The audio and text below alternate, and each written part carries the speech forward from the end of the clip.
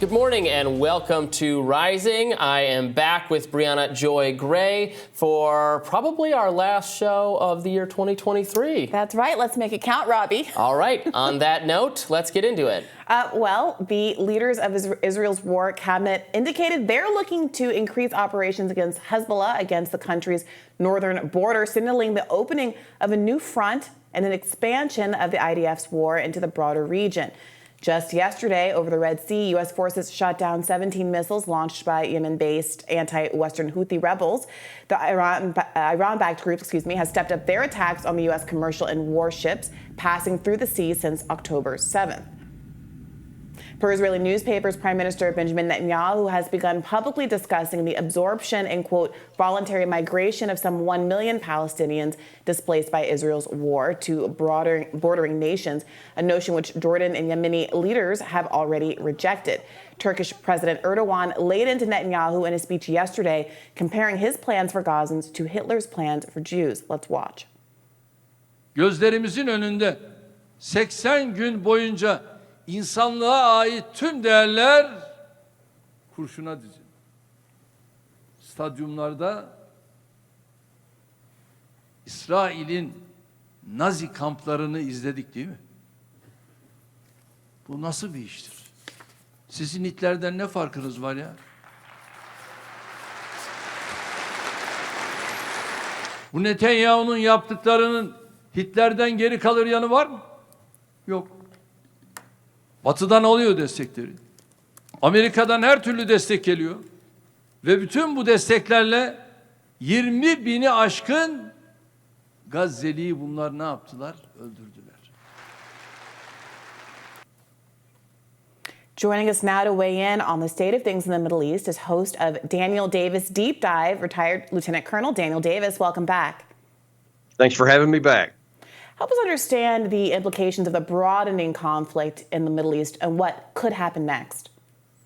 Well, look, the most important thing for American national security interest is to prevent this war from escalating beyond the Gaza Strip. I mean, it's in our interest to get this war resolved and ended quickly, and I wish we would be putting a lot more effort in diplomatic arrangement to find a way to end the war.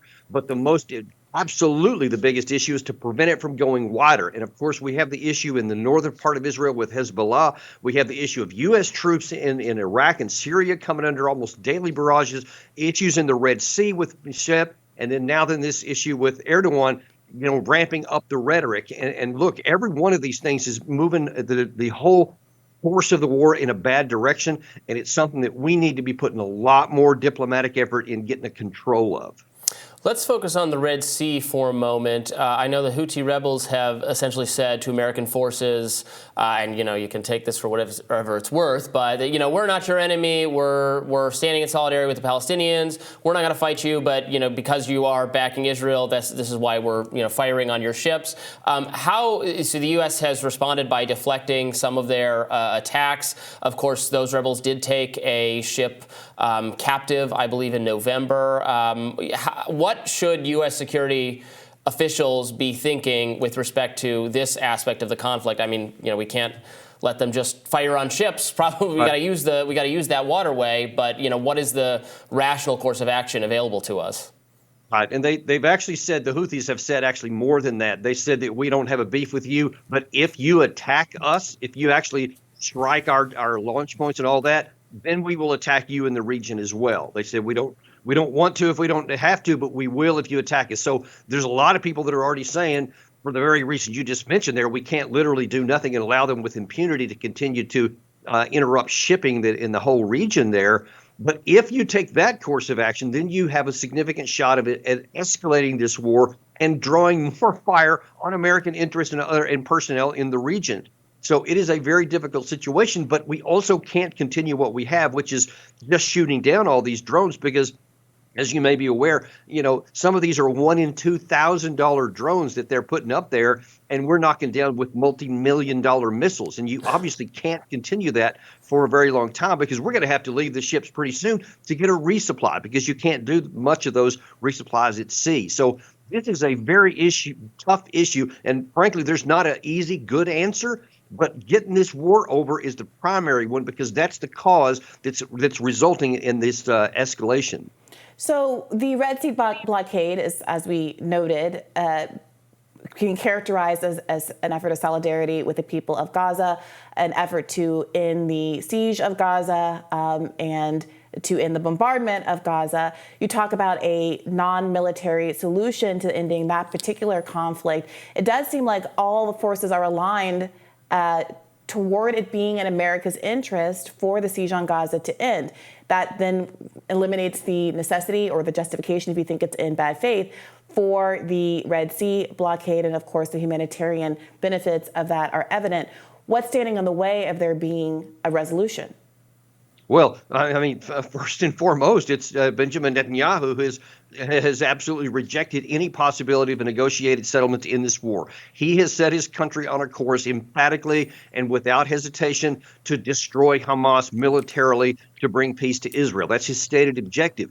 But Bree, look, the reality is that's not going to work, because you can't kill your way to peace. The more people they kill, the more these now over 20,000 innocent people have been killed. You see it's causing rifts even more so in Turkey. You see it more so in the United States. The support for Palestine continues to grow, especially among the youth in this country. And President Biden can't continue to to turn a blind eye to this and say he's not going to do anything. He's going to lose his own support. And eventually it could cause the U.S. to stop supporting Israel. This has to change, whether Netanyahu wants to or not, because he won't achieve his goals militarily, and it could precipitate expanding the war, and then everybody loses. Well, what if the goal is, as so many Israeli officials have said at this point, not to eliminate Hamas per se, but to capture Gaza, to flatten Gaza, to claim Gaza as territory that can be settled by Israel, and to ethnically cleanse, expel the 2.3 million people who live there already to neighboring Arab countries, the Sinai Peninsula, or what have you. I mean, does the impossibility of militarily defeating Hamas give rise to the likelihood that that is actually the more realistic objective coming out of Israel? Well, look, you have what's being said, and then you also have what's being done on the ground. And what's being said is that you have the president of the United States saying emphatically, two-state solution, two-state solution. We are not, we are for that Palestinian people. We're not going to, support them being ethnically cleansed or driven off the territory. You have the Israeli government that's saying the same thing. Yes, we don't want to destroy them. We want them to have, a self-governing capacity, but it's only got to be after they're demilitarized and all that.